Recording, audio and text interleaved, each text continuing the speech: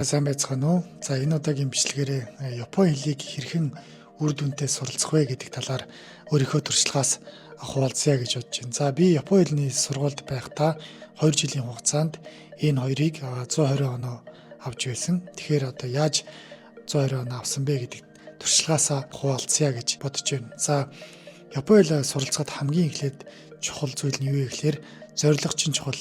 За GLPT шалгалт мэдээж 6 сард болон 12 сард гээд хугацаанд тодорхой байдаг те. Тэгэхээр за би одоо энэ 6 сарын дараа жишээлбэл та энэ 3-тай байх юм бол энэ 2 ч гэдэг юм уу те. Өөртөө тохирсон зорилгоо тодорхойлно. За энэ 5-тай ээжж энэ 1 гэсэн зорилго тавьж мэдээж болохгүй те. Тэгэхээр дараагийн төвчний өөрийнхөө одоо зорилгоо зөв тодорхойлно. 20 дугаард тухайн зорилгодоо хүрэхин тулд өдөрт хэдэн цаг хичээл хийх юм гэдгээ тодорхойлно. Өнгөрсөн жилүүдийн тест ч юм уу те шалгалт өгч үзээд өөрөө юун дээр хамгийн одоо муу байна гэдгийг мэдж аваад тухайн зүйлүүгээ зарцуулах цагаа нэмнэ гэсэн үг. За энэ 1 цаг хичээл хийх юм бол 1 цагийн дотор би ямар зүйлүүд хийх юм те одоо доккай уншлага юм уу чокай сонслого юм уу тэрийгэ тодорхойлно. За 1 цагийн дотор би ийм юмнуудыг өдөр болгон хийнэ ч гэдэг юм те. Тэрийгэ тодорхойлох 20 дугаар арга барил гэх юм бол 1 цаг хичээл хийх юм бол тухайн одоо 4 зүйлүүдэд алинд нь илүү цаг зарцуулах вэ гэдгээ тодорхойлно гэсэн үг. За 3 дугаар гэх юм бол арга барилуудын талаар суралцах хэрэгтэй. За арга барил гэдэг тал дээр нь за би өөрийнхөө туршлагаасаа хуваалцъя гэж бодож байна. За би яаж хичээлж байсан бэ гэхээр за жишээлбэл доккай хийх гэж байгаа бол доккайг одоо хэрхэн сайн одоо хийх тэр арга барилуудын талаар суралцах хэрэгтэй. За жишээлбэл үйлдвэрийн төгсгөлд одоо гол гицүүрэн буюу дүгнэлт нь байдаг ч юм уу гэдэг ч юм уу те. За аль эсвэл доккай хийж байхдаа эхлээд асуултаа уншаад за тэгээд за би дээдх одоо өгүүлбэр дундаас ийм одоо хариултыг хайж энийг унших шаардлагатай байна гэдгээ зорилгоо мэдчихэнгუთ илүү одоо амар болдог. Нөгөө талаар цаг хэмндэг. Яг хэрэггүй хэсгүүд дээр бол зүгээр ингээ гүйлгээд явчихдаг те. Гэх мэтчлэн ийм арга барил байдаг. За 2 дугаар гэх юм бол ханзыг яаж чийжлэх вэ гэхлээр ханз чийжлэхдээ би болохоор яг адилхан бичлэгтэй ханзнуудыг яг бүгдийг бичээд тэгж цээжилдэг гэсэн. Адилхан зурлагтай. За хамгийн энгийн чих юм бол хон буюу одоо номны ханз болон ки буюу модны ханз юм те. Тэгэхээр энэ хоёр ч одоо ганцхан зорилгын зөрүүтэй байдаг. Яг иймэрхүү маягийн ханз чийжлэхэд одоо эхлээд хон гэдэг ханз чийжилчээд тэгээ дараа нь ингээд одоо шалгалтын дээр чимээг уншингууд эн чинь номны ханз илүү модны ханз илүү ч гэдэг юм те. Тэрийг ингээд эргэлздэг. Тэгэхээр тэр эргэлзээгээ байхгүй болгохын тулд ойролцоох зурлагтай ханзнуудыг яг дараалалж бичээж чийжилтэгэ гэсэн үг. Энэ нь болохоор таны тэр эргэлзээг нэгдүгээрт байхгүй болгоно те. Энэ бол энэний ханз гэд маш сайн мэдэх. За 2 дугаар гэх юм бол ерөнхийдөө ханзнуудын утга нь ойролцоо байдаг учраас яг ганц 2хон зурлага өөрчлөгдөд явж байгаа учраас тэндээс чийжлэхэд бас амар байдаг. За ханзны хувьд гэх юм бол ийм арга барил хэрэгжилж байсан. За тэгээд чокайгийн хувьд гэх юм бол би подкаст маш их сонсдог байсан. Японы хэл болон англи хэл холилсон тийм подкаст байдаг. За би энэ хувьд аль эсвэл доор одоо тухайн подкастын линк ч юм уу те тавьчих гэж бодож байна. Энэ болохоор анхан суралцагчдад бол маш даваа тал болдог. Англи хэл болон Японы хэлийг ингээд зэрэг ашиглаад хоёр хүн одоо ингээд бонд болж өрнөж байгаа асуудлын талаар англи хэл дээр болон Японы хэл дээр ингээд ярилцаад явдаг. Тэгэхээр энэ болохоор илүү би англи хэл дээр тийм сайн биш ч гэсэн бас ингээд эхний ээлжинд бол нэг Японы хэл маш муу учраас англи хэл нараа дээр учраас одоо гадралдаг тийм маягаар подкаст сонсдог байсан. За подкаст маш сайн сонсож байсан. За 2 дугаарт хэм бол мэдээж одоо GLPT-ийн тэр одоо CD-нүүд те тэрийг бол гэртээ бол байнга ингээд сонсоод байж байдаг байсан. За тийм учраас сонсголын хувьд хэм бол подкаст сонсдог байсан. Тэгээд одоо GLPT-ийн одоо CD-г сонсдог гэсэн ийм л одоо хоёр зүйл миний сонсголын одоо дасгал болж байсан болоо гэж бодож байна. За үг цээжлэх. За үг цээжлэхдээ би одоо ямар арга барил хэрэгжилж байсан бэ гэхлээр мэдээж бичиж авна тэмдэглэлийн дэвтэр ч юм уу тэ жижигхэн одоо үг цээжилдэг дэвтэр дээр бичиж аваад за тэгээд тэрийгэ аль болох гадуур явж байхдаа ашиглах, сургууль дээр очиод багш нартайгаа ашиглах, ангийнхан дээр ашиглах, за цагийн ажил хийж байхдаа ажил дээр тэрийг ашиглах. Тийм маягаар одоо үгээ маш сайн цээжилж байсан. Ашиглахгүй бол аюу амархан мартагдах гад байдаг. Тэгээд өдөр-өдөрт одоо тухайн үгнүүдийг цээжлээд ашиглаад тэгээд 2 дугаар гэх юм бол 7 хоногийн дараа юм уу 14 хоногийн дараа тухайн цээжилсэн бүх үгнүүдээ дахиад нэг давтаж цээжлэх. Энэ бол маш чухал. За сард бараг 2-3 удаа өгнүүдээ буцааж эргэж харж байхгүй бол мартагдчихдаг. Тийм учраас үг цээжлэх хэвд бол яалчгүй ингээд өөрөө яг хичээгээд ингээд одоо хараад цээжлэх. Тэгээд дээрэс нь тухайн үгээ сайн ашиглах гэдэг юм арга барилыг үг цээжлэхдээ хэрэгжилж байсан байх нэ. За дараа нь болохоор бичгийн чадвар. За магистраар суралцахын тулд нөгөө бичгийн шалгалтууд өгөх шаардлагатай байдаг. Тэгэхээр та бичгийн чадвараа маш сайн хөгжүүлэх шаардлагатай болдог. За бичгийн хувьд гэх юм бол яалтчгүй одоо жижиг шоромбон бичихтэй, ромбон бичих. За 2 дугаар гэх юм бол тэмдэглэлийн дэвтрээ Япон хэл дээр хөтлөх. Ерөөсөө ийм л арга барилуд байдаг. Бичгийн хувьд гэх юм бол ерөөсөө бичгээс өөр арга байхгүй. Өөрөө бичээл байхаас өөр арга байдаггүй. Биччихээж та сайн одоо үйлбэрүүдэд холбож чаддаг бол 1-р, 2-р гэх юм бол ханз чин сайжирэн тэ. За тэгээд бичиж явах явцдаа тухайн бичсэн одоо шоромбон юм уу те тухайн зүйлүүдээ Япон хэлний мэдлэгтэй ялангуяа академик Япон хэлний мэдлэг сайн хүмүүст уншуулж одоо дүрмэн хянуулах нь бас чухал байдаг. За эдгээр аргуудыг би хэрэгжилж Япон хэлээ сайжруулж байсан. За энэ дээр нэмээд би ном уншдаг байсан. Хамгийн эхлээд уншсан ном маань хүүхдийн ном байсан. Нэг чөтгөртэй ресторанч лөө тийм нэг юм ном уншиж байсан. Тэгээд тэр нь болохоор жижигхэн дотроо өгүүлэлүүдтэй тийм одоо хүүхдэд зориулсан дэрэгдэнэ одоо ингээд ханцтай ч юм уу тийм одоо Мукаши Банаши гэдэг эртний одоо яриа үлгэр домог маягийн тийм нэг аимшигын тийм жижигхэн ном аваад тэгээд тэрийг ингэж орчуулангаа ингэж уншдаг байсан. За айгүй богинохон өгүүлэлгүүд байсан учраас сонирхолтой. За тэгээд дээрэс нь уйдахгүй тийм номнуудыг олоод унших хэрэгтэй. За хэрвээ та ямар нэгэн одоо чиглэлээр суралцах гэж байгаа бол тухайн чиглэлийнхээ анхан шатны тийм одоо гүнзгий мэдлэггүй хүмүүс зориулсан тийм номнууд бас байдаг.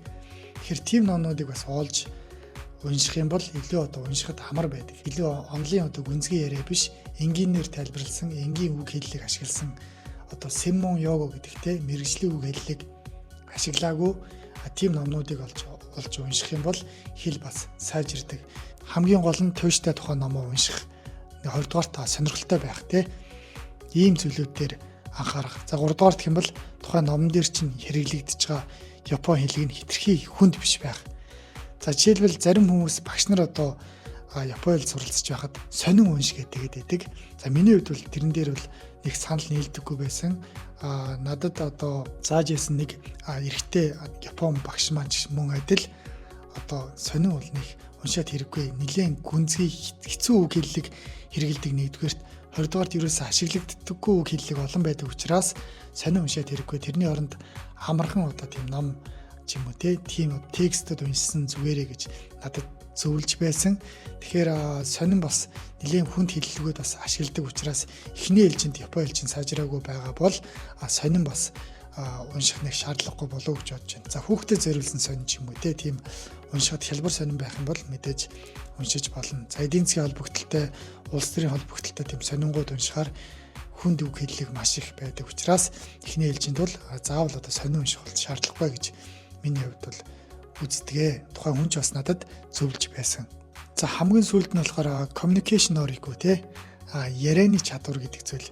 За ярианы чадвараа сайжруулахын тулд бичгийн чадвартайг адилхан бас л ярихаас өөр арга байхгүй. За өөртөөгөө ярилцах, за цагийн ажил хийж байгаа бол ажлынхантайгаа маш сайн ярилцах За миний хувьд гэх юм бол бас нэлээд тийм яриа биш хүн ярихад одоо маш их энерги зарцуулдаг. Ярихаар айгүй их ядардаг гэх юм уу За хоолой маань ч бас нэлээд одоо тийм доор өнгөтэй байдаг учраас ярингууд маш их ядардаг.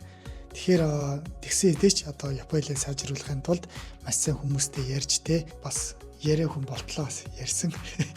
Тэгэхээр ярианы чадвараа сайжруулахын тулд бол маш сайн ярих, хүмүүстээ communication хийх шаардлагатай байдаг. Гайкодики гэж хэлдэг одоо тийм гадагшаага хүн юм шиг тийм хэлбэрээр өөрийгөө илэрхийлж одоо тэгж хүмүүстэй харилцдаг байсан гэх юм уу.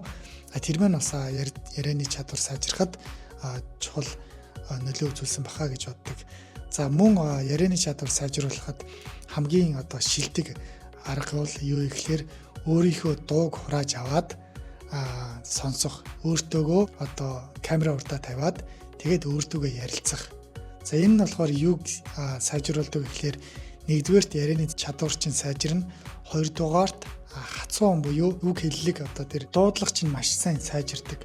За гуравдугаарт гэх юм бол та ярианы ямар нэгэн одоо тийм рефлекс, тийм зүйл байх юм бол тэрийг одоо олж илрүүлдэг. За миний хувьд гэх юм бол хоолойны өнгө доор тэгээ монгол хэл дээр ярьж байхдаа ч гэсэн зарим үг хэллэгийг тодорхой хэлж чаддаггүй тийм байдаг. Тэгэхээр тэрийгээ сайн олж илрүүлсэн одоо ч гэсэн ярьж байхдаа илүү тодорхой хэлэх гэж илүү тод хэлэх гэж хичээнгээ одоо ингэж ярьж байна. Тэгэхээр тийм одоо сул талуудаа ойлгож авдаг. Хамгийн чухал нь хацуу дуудлага ойлгож авдаг. За тэгэхээр яриа сайжруулахын тулд ойр орчны хүмүүстэйгээ сайн ярилцах. За тэгээд өөрийнхөө бичлэгийг хийгээд өөртөөгөө ярих, Япон хэл дээр ярих гэдэг хоёр аргыг одоо би хэрэгжилж байсан гэсэн үг. Тэгэхээр арга барилуудыг маш сайн суралцах хэрэгтэй. Дөрөвдүгээрт гэх юм бол тэрийгэ ягшталтайж мөрдөх. За цагийн ажил хийх, шөнөөр ажиллах гэдэг юм уу те. Би бол одоо нэлийн бас ажиллаж байсан. Тэгэхээр ажиллаж явах хугацаанд бас хичээл хийхээр ядардаг ч юм уу тийм бас тохиолдлууд байдаг ч гэсэн тухайн одоо өдөрт 2 цаг хичээл хийнэ гэсэн бол тэрийг яс хийгээд явах хэрэгтэй. Тийм сахилга баттай байх хэрэгтэй. За 5 дугаар зөвлөгөө юу вэ гэхээр за энэ бол хичээлтэй бас жоохон холбогдлогүй байж магадгүй. За миний хувьд одоо хамгийн их одоо мэдэрч байсан зүйл юу вэ гэхээр эргэн тойрны хүмүүс чинь ямар зорилготой байна гэдгийг бас нэг олж харах хэрэгтэй. За миний хувьд яаж байсан бэ гэхээр хамт амьдардаг ах нар маань ихэнх нь одоо маш их ажилдаг те.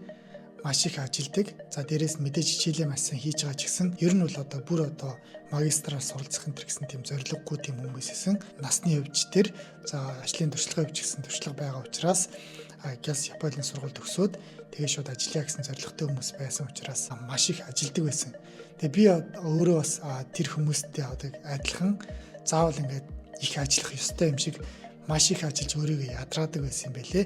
Тэгээд сүүлд нь өөрөө жоохон анзаараад за би яг магистраар суралцах гэж байгаа юм чинь ганц ажиллах биш хичээл дээрээ илүү төвлөрөө гэдэг одоо зүйл рүү одоо шивтэлж эхэлсэн тий. Өөрөөр хэлбэл миний зорилго маань магистрт суралцах, бизнесийн удирдлагаар суралцах учраас би одоо зөвхөн өөрийнхөө амжиргаагаа залгуулад за дээрээс нь сургалтын төлбөрөөр төлжил байвал болоо. Илүү дутуу одоо хадгаламж шиг тийм үү те. Илүү дутуу одоо ингэж шуналтаж ажиллах биш шаардлагагүй юм байна гэдэг зүйлийг ойлгож аваад тэгээд жоохон одоо ингэ ажиллаа жоохон багасгаад хичээлдээ илүү төвлөрөөд явсан гэх юм уу. Тэгэхээр ойр орчны хүмүүс чинь бас ямар зоригтой хүмүүс байна. Тухайн хүмүүсийг бас ажиглах, өөрөө бас тухайн хүмүүстэй яг адилхан тайпаар яг явж гин үгүй юу гэдгээ бас сайн ойлгож авах хэрэгтэй. Тэгэхээр энэ бас чухал зөвлөгөө болох юм болов уу гэдэг үүднээс бас хүргэж байна.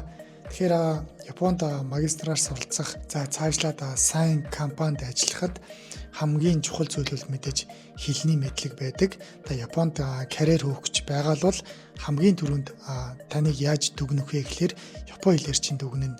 Нэгдүгээрт тухайн японочдод та сайн ойлголцож байна уугүй юу гэдгээр нэгдүгээр дүгнэн. Хоёрдугаарт сайн ойлголцож байх юм бол дараа нь одоо тухайн таны хувь хүн ч гэдэг юм уу тийм төвшинлөө за энэ хүн бол одоо ийм хүн байна ч гэдэг юм уу тийм тодорхойлт төвшүүлэх боломжтой болдог. Хэрвээ та Япон хэлний чадвар чинь муу бол өөрийгөө ойлгуулж чадахгүй тухайн хүмүүс ч гэсэн дөнгөн данга нэг Япон хэлээр нэг ярьж байгаа гадаад хүн тэгэл дуусчдаг. Илүү одоо иншоо буюу сэтгэгдэл үлддэггүй тий. Тэгэхээр та хүмүүст илүү гүнзгий сэтгэгдэл үлдээх хийх хүсэж байх юм бол өөрийнхөө талаар таниулж мэдүүлэх, сайн найзтай болох, сайн ажлын хамт олон, сайн ажилд орох, сайн сургуульд ороход хамгийн чухал зүйл чинь Япон хэл юм шүү. Тэгэхээр хэрвээ танд хэрэг болох бол миний сая зөвлөсөн зөвлөгөөнүүдийг бас хэрэгжүүлж үзээсэй гэж хүсэж байна. Миний өөрөө мэдэрсэн, яг өөрөө хийж байсан, ашиглаж байсан. Тэгээд мөн бас тодорхой хэмжээнд үр дүнд хүргэсэн тийм туршлагаас хуваалцаж байгаа учраас та энэ бичлэгийг дахин үзээд сайн ойлгоод тэгээд хэрэгжүүлээсэй гэж хүсэж байна. Дараагийн бичлэгээр уулзтлаа. Түр баяртай Японд магистр төв байлаа.